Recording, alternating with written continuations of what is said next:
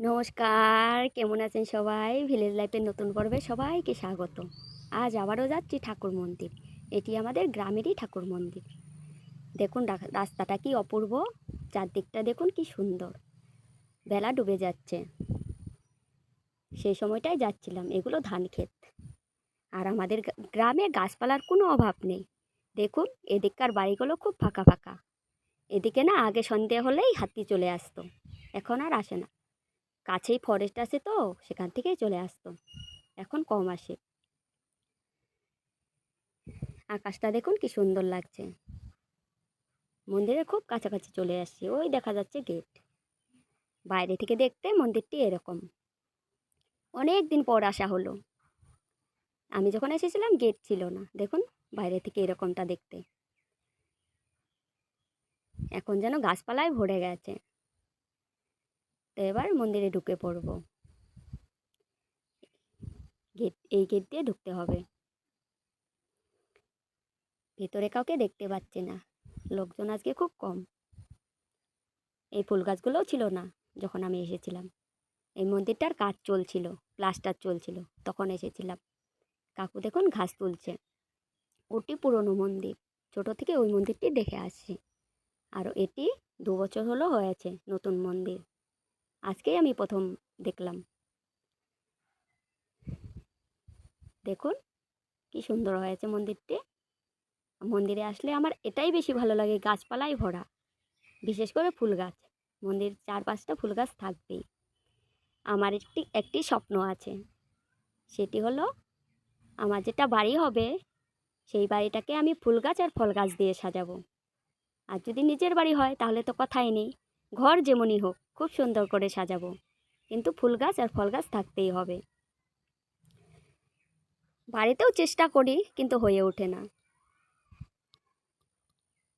তারপর দেখুন ঠাকুর প্রণাম করতে যাব।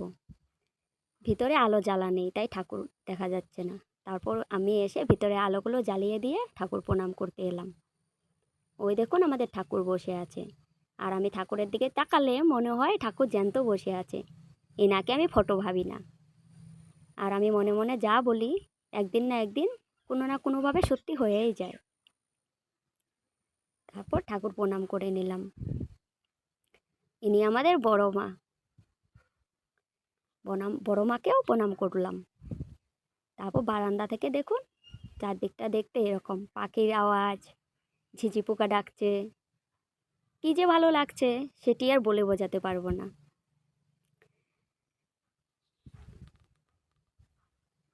খুব ভালো লাগছে খুব। তারপর ইনি আমাদের বড়দা। বড়দাকেও প্রণাম করে নিলাম। বাইরের দিকটা এরকম দেখুন গরুরা ঘাস খাচ্ছে। ওই যে দূরে রাস্তা দেখা যাচ্ছে, পেঁপে গাছে পেঁপে ধরে আছে,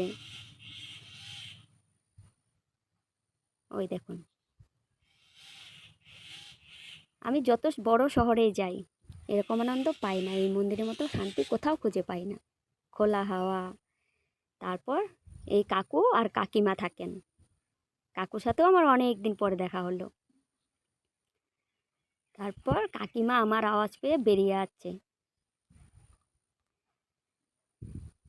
এই দিকটা পুরনো, আগে করা হয়েছে, ছোটবেলা থেকে এটাই দেখে আসছি। দেখুন কত গাছপালা। তারপর কাকিমা জিজ্ঞেস করছে তুমি কে, মনে হচ্ছে চোখে কম দেখে কানেও কম শোনে। ইনি আগে কত রান্না বান্না করতো আনন্দবাজারে, এখন আর সেরকম পারে না। তারপর মার কথা জিজ্ঞেস করছিল, মা কেমন আছে।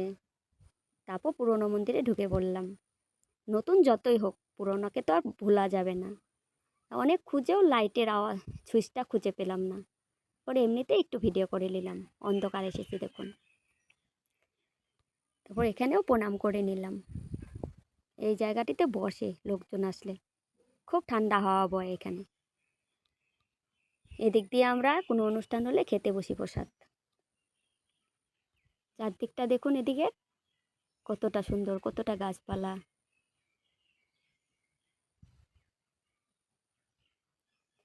তারপর আবার চলে এলাম এই দিকটাতে। প্রার্থনা করে বাড়ি যাব, কিন্তু প্রার্থনাটা হয়নি। নির্দিষ্ট একটা সময় আছে প্রার্থনা করার, সেই সময়ে করতে হবে। তারপর সব ঘুরে ঘুরে দেখছিলাম। আমি গাছদেরকে ভাবি ওদেরও প্রাণ আছে। আমার বাড়িতে যে কটা গাছ আছে আমি ওদের কাছে গিয়ে না মনে মনে কথা বলি, জল দিই, আমার খুব ভালো লাগে। ফুল বাগান করা হয়েছে, এটিও আজকে প্রথম প্রথম দেখলাম আমি। কাকুটা গাছে জল দিচ্ছে, ওনার বাড়ি খুব কাছাকাছি, তাই উনি দুই বেলা এসে গাছে জল দেন। তারপর ফুল গাছগুলোর সাথে একটু খেলা করছিলাম। দেখুন ফুলগুলো কি সুন্দর ফুটে আছে। কবে যে নিজের বাড়িতে এরকমভাবে ফুল গাছ দিয়ে সাজাতে পারবো জানি না।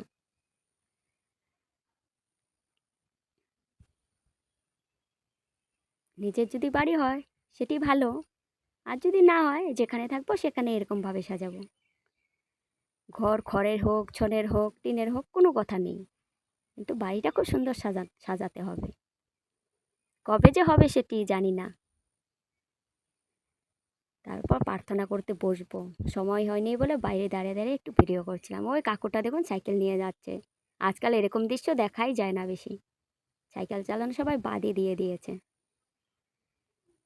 তারপর এবার প্রার্থনা করব, করা হয়ে গেছে প্রার্থনা।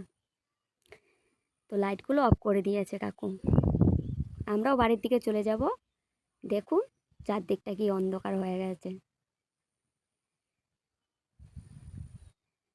যাওয়ার পথে কাকুরা একটু কথা বলছিল, ভাইয়ের ব্যাপারে জিজ্ঞেস করছিল, ভাইয়ের পড়া শেষ হলো কি না, এখন কোথায় আছে। তো কথা বলে এবার বেরোবো। বেরিয়ে পড়লাম, দেখুন বাইরে থেকে এরকম লাগছে। আজকের মতো এ পর্যন্তই, টাটা, সবাই ভালো থাকবেন, কথা হবে আবার এক নতুন পর্বে।